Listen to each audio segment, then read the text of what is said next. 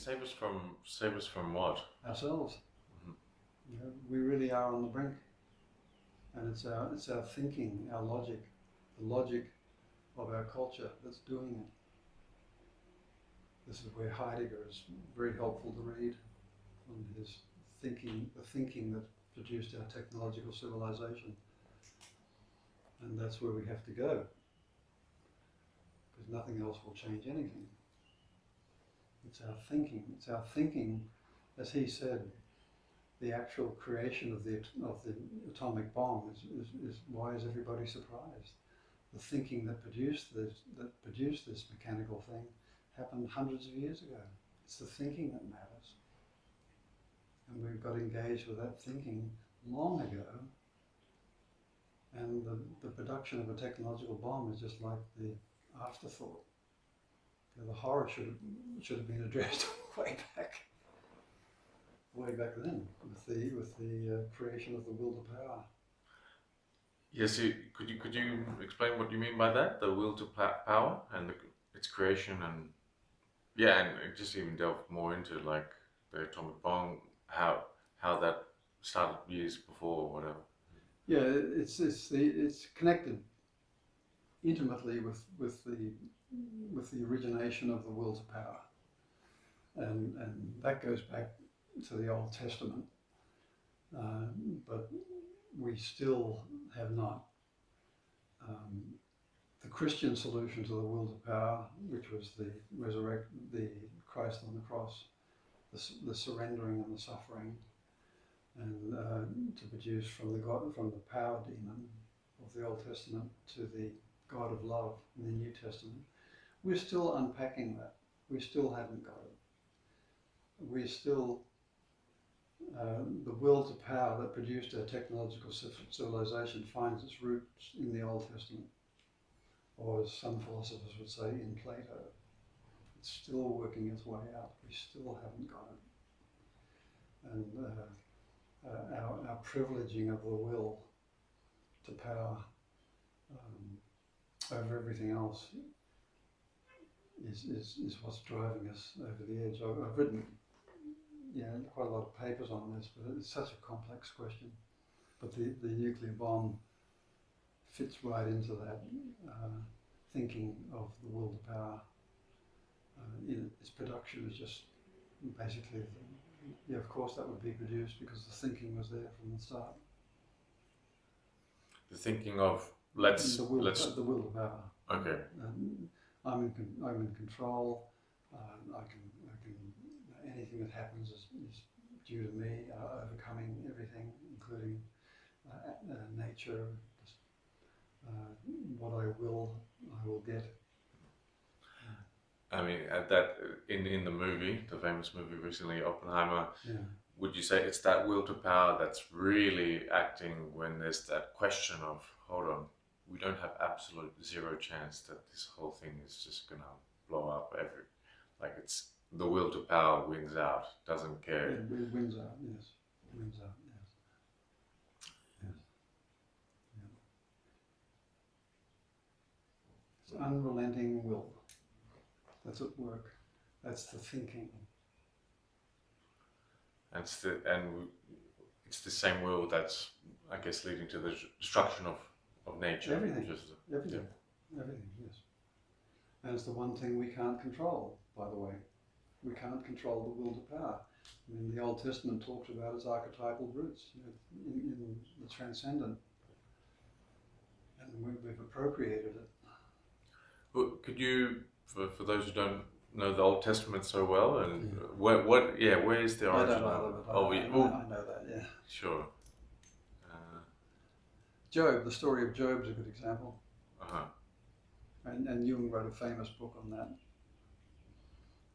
He showed what nobody had seen before about the operations of the will to power.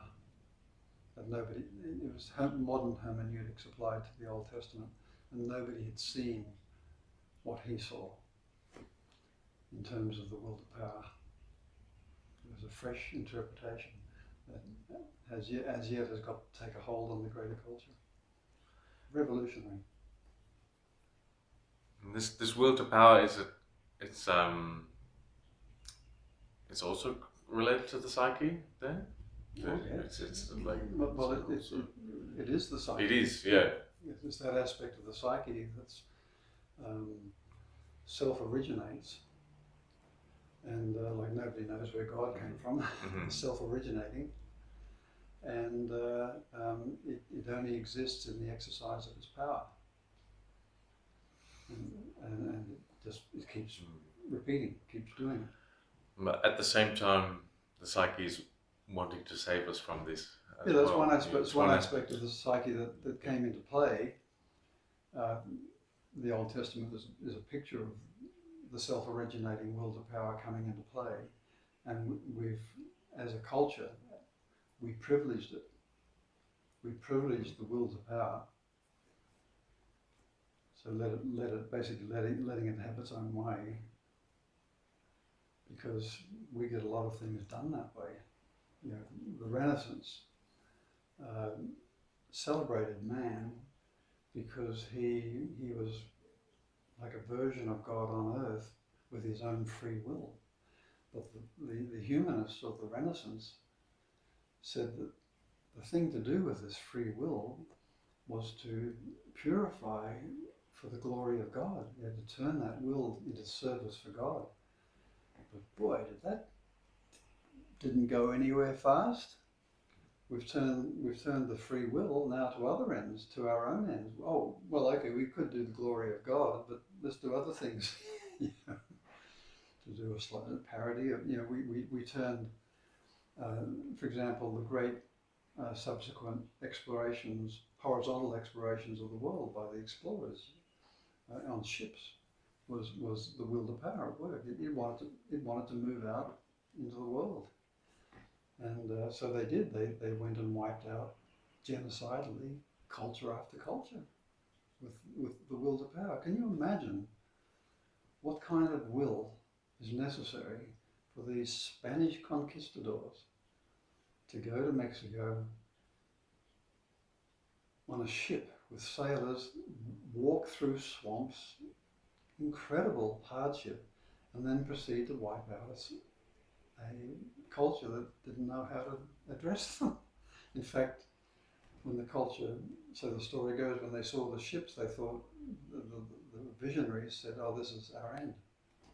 So they basically laid down their arms, you know, and they were easily conquered by these conquistadors because it fit into their eschatological expectations. And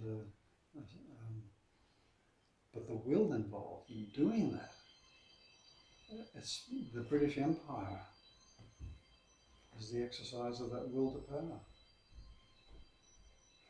Faust is a great story of the will to power. American dominance in the world, will to power, a technological civilization. Well, I want to ask, what's the dominant power or vessel or institution that's representative of this will to power today? Almost any way we think. One example that I like to laugh at is the Musks and the Bezos saying that we can solve our climate change problems with technology. That makes me laugh. That's the will to power saying I can solve the problems that the will to power has created. I can solve the problems that the will to power has created by using the will to Will power. power. Is that what's funny? That's what gets me laughing, scathingly. And but it's very persistent.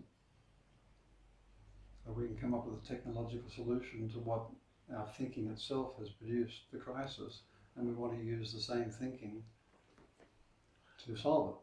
So we do that every day.